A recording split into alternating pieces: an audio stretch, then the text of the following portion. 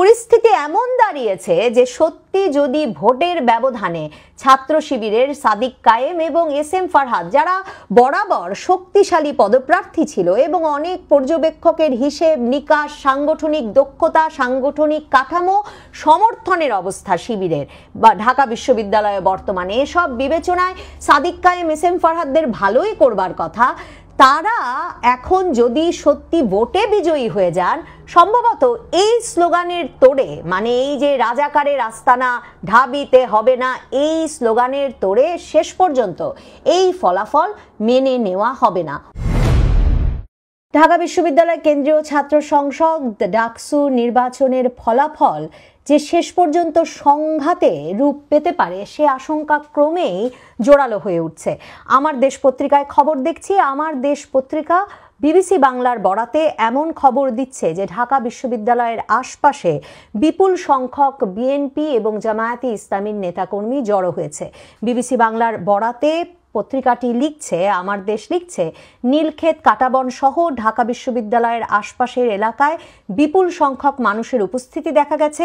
তাদের অনেকে নিজেদের উৎসুক জনতা হিসেবে দাবি করেছেন, তবে নাম প্রকাশ না করার শর্তে কয়েকজন বিবিসি বাংলার কাছে জানিয়েছেন উপস্থিতদের বেশিরভাগই বিএনপি বা জামাতের কর্মী ও সমর্থক। নীলক্ষেত এলাকা মুক্তি ও গণতন্ত্র তোরণ থেকে নিউ মার্কেট যাওয়ার রাস্তার বাম পাশে বিএনপি এবং ডান পাশে জামায়াতের নেতাকর্মীরা অবস্থান নিয়ে আছেন। তার মানে একরকম মুখোমুখি দাঁড়িয়ে আছেন দুই তরফের নেতাকর্মীরা ফলাফলের অপেক্ষায়। ফলাফল কি শেষ পর্যন্ত সংঘাতে পর্যবসিত হবে?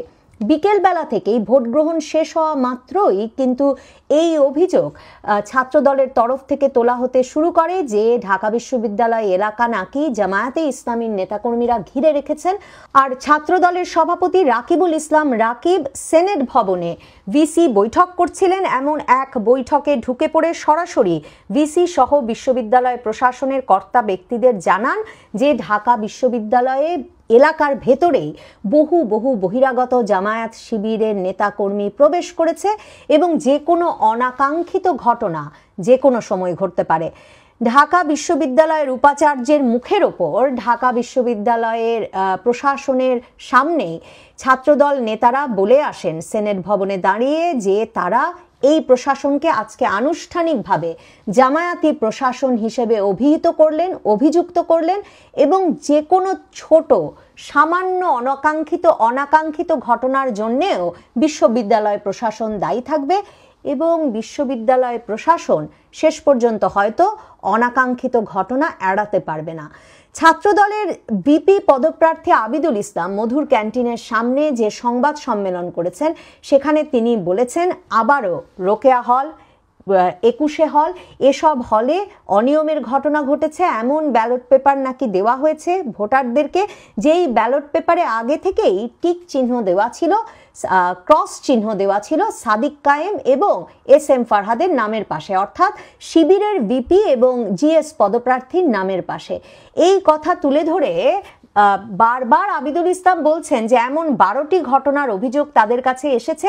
যদি 12টি ঘটনার অভিযোগ এসে থাকে তাহলে কতগুলো অভিযোগ সারা বিশ্ববিদ্যালয় এলাকায় এত 40,000 ভোটারের মধ্যে ঘটতে পারে এবং এরপর নির্বাচনটিকে আর সুষ্ঠু বলার উপায় আছে কিনা তারা বারবার অভিযোগ করা সত্ত্বেও নাকি প্রশাসন কোনো ব্যবস্থা নেয়নি।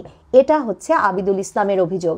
আবিদুল ইসলামের অভিযোগ কিন্তু এখানে শেষ হয় না। ছাত্রদল টিএসসি কেন্দ্রে ভোট গণনার সময় উপস্থিত থাকতে প্রায় শতাধিক নেতা কর্মী সাংবাদিক নিয়ে হাজির হয়।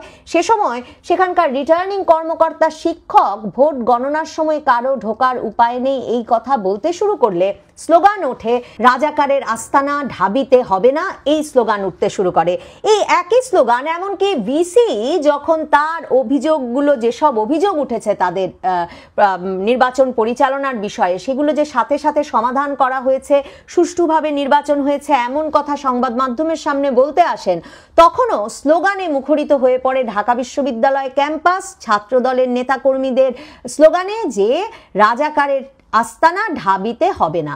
পরিস্থিতি এমন দাঁড়িয়েছে যে সত্যি যদি ভোটের ব্যবধানে ছাত্র শিবিরের সাদিক কায়েম এবং এসএম ফারহাদ, যারা বরাবর শক্তিশালী পদপ্রার্থী ছিল এবং অনেক পর্যবেক্ষকের হিসেব নিকাশ, সাংগঠনিক দক্ষতা, সাংগঠনিক কাঠামো, সমর্থনের অবস্থা শিবিরের বা ঢাকা বিশ্ববিদ্যালয়ে বর্তমানে, এসব বিবেচনায় সাদিক কায়েম এসএম ফারহাদদের ভালোই করবার কথা।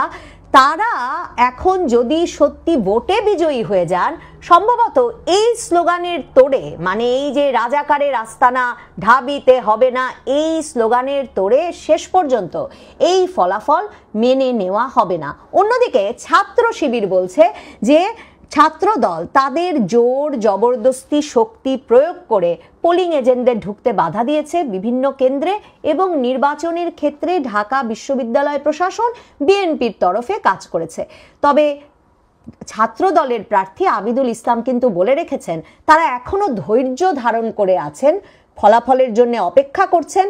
ফলাফল কোন দিকে যায় তার উপর নির্ভর করবে তারা কতক্ষণ ধৈর্য রাখবেন এবং কি ধরনের প্রতিক্রিয়া দেখাবেন।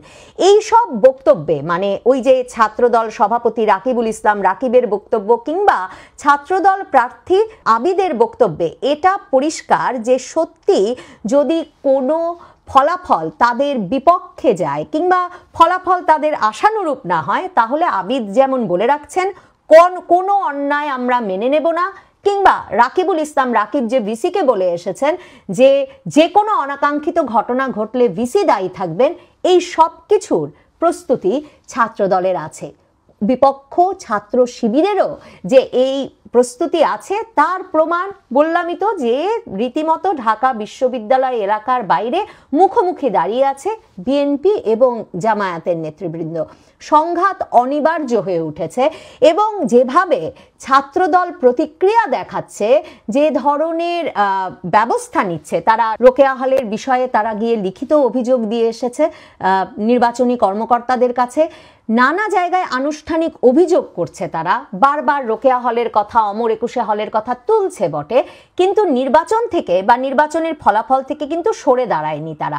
এই পুরো ঘটনা প্রবাহ অনেকটাই 2018 সালের জাতীয় নির্বাচনের কথা স্মরণ করাবে। মানে যেই নির্বাচন শেষে বা যেই নির্বাচনের ভোট গ্রহণ শুরু হওয়ার কয়েক ঘন্টা পর মির্জা ফখরুল ইসলাম আলমগীর বিএনপির মহাসচিব, তিনি সংবাদ মাধ্যমের সামনে বললেন তিনি পুরো পরিস্থিতিতে এবং নির্বাচনী ব্যবস্থাপনা নিয়ে সন্তুষ্ট, তার কাছে ভালো মনে হচ্ছে। এরপর দুপুরবেলার মধ্যেই কিন্তু জামায়াতে ইসলামী 2018 নির্বাচনের নানা অনিয়মের অভিযোগ তুলে নির্বাচন থেকে নিজেদেরকে প্রত্যাহার করে নিয়েছিল, কিন্তু বিএনপি অপেক্ষা করেছিল নির্বাচনী ফলাফল দেখবার জন্যে। এবং সন্ধ্যাবেলারও পরে রাতের দিকে যখন ফলাফল এতটাই আওয়ামী লীগমুখী হয়ে পড়ে যে বিএনপি নিজেই বিস্মিত হতে শুরু করে, তখন বিএনপি নির্বাচন থেকে নিজেদেরকে প্রত্যাহার করে। তবে আপনাদের মনে থাকবে যে নির্বাচনের ফলাফল বর্জন করা, নির্বাচন থেকে নিজেদের সরিয়ে নেওয়ার পরেও যেই 7টি আসনে বিএনপি জয়লাভ করেছিল, সেই সংসদ সদস্যরা কিন্তু আবার ঠিকই ওই সংসদে শপথ নেন। এমনকি বিএনপি আনুপাতিক হারে নারী সদস্য পদটিও, নারী সংসদ সদস্যের পদটিও সেই সংসদে কিন্তু ছেড়ে দেয়নি। কাজেই আবিদ রাকিবদের হিসাবটা কি হিসাব হলে তারা নির্বাচনে তাদের ফলাফল সন্তোষজনক হয়েছে বলে মনে করবেন এবং কোন ফলাফল তারা গ্রহণ করবেন, সেটার উপরে অনেকটাই নির্ভর করছে সংঘাত অনিবার্য কিনা। কিন্তু ছাত্র শিবিরই কি সহজে তাদের ফলাফল তাদের বিপক্ষে গেলে মেনে নেবে?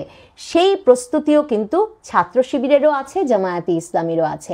তবে যেই অবস্থায় আছে এখন ফলাফলের জন্য অপেক্ষারত ডাকসু পদপ্রার্থী প্রতিদ্বন্দ্বীরা, তাতে এটা পরিষ্কার যে একটা সরাসরি বিবাদ, বিরোধ, সংঘাতের দিকে ঢাকা বিশ্ববিদ্যালয়ের রাজনীতি অবতীর্ণ হতে যাচ্ছে এবং ঢাকা বিশ্ববিদ্যালয়ের সীমান্ত বা ঢাকা বিশ্ববিদ্যালয় এলাকার বাইরে এই সংঘাত, এই বিবাদ, এই বিরোধ ছড়িয়ে পড়বে। এখন যেমন দুই দলের নেতারা কর্মীরা নাকি প্রস্তুত ঢাকা বিশ্ববিদ্যালয় এলাকার বাইরে, ঠিক তেমনি প্রস্তুত আছে আসলে এই বিবাদ, বিরোধ, সংঘাতের মীমাংসা করতে হয়তো বিএনপি এবং জামায়াতে ইসলামীর নেতাকর্মীরা সারা দেশ জুড়ে। কাজেই ডাকসুর ফলাফলের পরিণতি শেষ পর্যন্ত সংঘাতই হয়তো হতে যাচ্ছে। আর সে সংঘাত কতদিনে থামবে আর কতটা ভয়াবহ রূপ নেবে, তীব্র রূপ নেবে, সেটা দেখবার জন্যে হয়তো আমাদের অপেক্ষা করতে হবে। তবে যেই বিশ্ববিদ্যালয়ে ছাত্র শিবির রাজনীতি করছে, এতটা সাংগঠনিক দক্ষতায় এবং উপস্থিতিতে উপস্থিত আছে, সেখানে নির্বাচনের পরে গায়ের জোরে রাজাকারের আস্তানা ঢাবিতে হবে না এসব স্লোগান দিয়ে ছাত্র শিবিরকে একরকমের ধাক্কা দিয়ে বিশ্ববিদ্যালয় থেকে সরিয়ে দেওয়ার যে প্রবণতা দেখা যাচ্ছে, তা কতটা গণতান্ত্রিক বা নির্বাচনী প্রক্রিয়ার জন্য যথাযথ হচ্ছে, সে প্রশ্ন নিশ্চয়ই উঠবে।